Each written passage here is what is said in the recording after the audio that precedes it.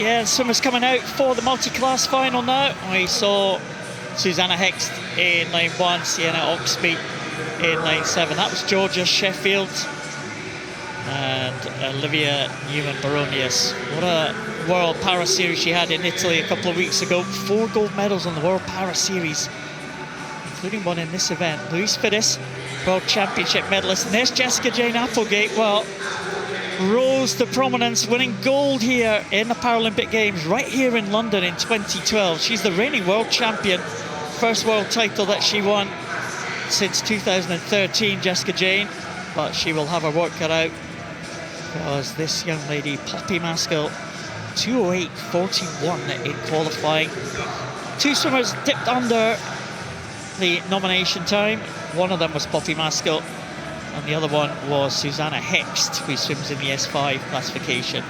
Also nomination time set by Tully Kearney this morning, but Tully not making an appearance in this final. And there's Jessica Jane. Oh, what a career she has had since 2012. Susanna Hext, the only non-S14 swimmer in this one. 200 freestyle at the Paralympic Games, contested in the S1 to S5 classifications and in the S14. Now, Susanna Hext in lane number 1, should be behind the others in this field. They're all in the S14 classifications. The S5 class is for those with physical impairment. The S14s are for those swimmers with an intellectual impairment. So we'll come back to Susanna Hext, because she may challenge in terms of time. And as I said, she's already made that nomination time this morning. But right at the front of the field, probably the form swimmer in this S14 classification, that's Poppy Maskill, followed by Jessica Jane Applegate and Olivia Newman-Baronius. Louise Fiddis right there as well. I think these 4 maybe have a chance of going under that nomination time. That nomination time stands at 2:10.49. It would be great to see it, but of course, only 3 spots available for the GB team in this particular classification. So, who is going to get to the wall first? Poppy Maskill will be the favourite after that heat swim. Louise Fiddis going well, 1 lane up from Poppy. And it is Louise Fiddis gets to the wall, 1/100th the difference between the leading 2. Maskill was so good in the closing stages though. Applegate right in there in lane 5. The lower of those 3 we can see in the shot. Newman-Baronius is just going off the pace and slightly at the back of the field behind the big 3, but it is Louise Fiddis now, World Championship medalist in 2022 and 2023, and Newman-Baronius not out of this one at all as they come to the final turn. Louise Fiddis has it by around about half a second. Applegate in second. Maskill was really swift in the final 50.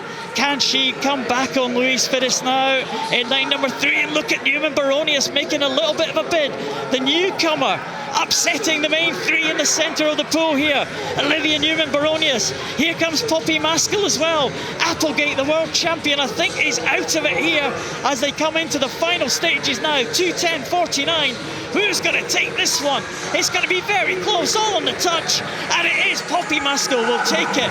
And look at that, it is 4 under the nomination time.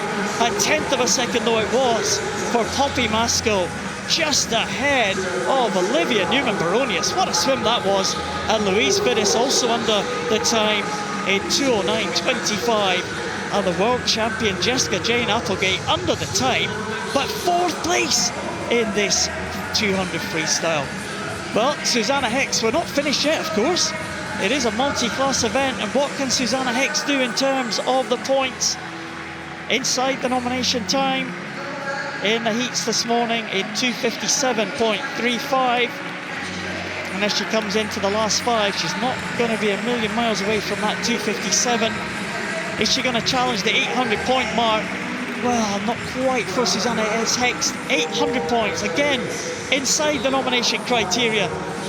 And Louise Fiddis looks happy with her work. She can be delighted to get 3rd place in that nomination time. Susanna Hext in the S5 classification.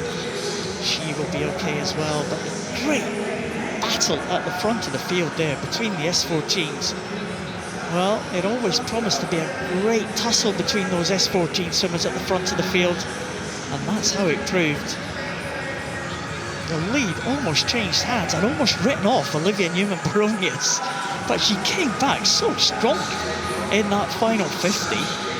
Jessica Jane Applegate, Louise Fiddis at the front of the field. Louise Fiddis, well, World Championship medalist last year. We knew she was going to be under pressure after that swim by Poppy Maskill in the heats. And a great finish from Poppy Maskill, just taking that one by a 1/10 of a second.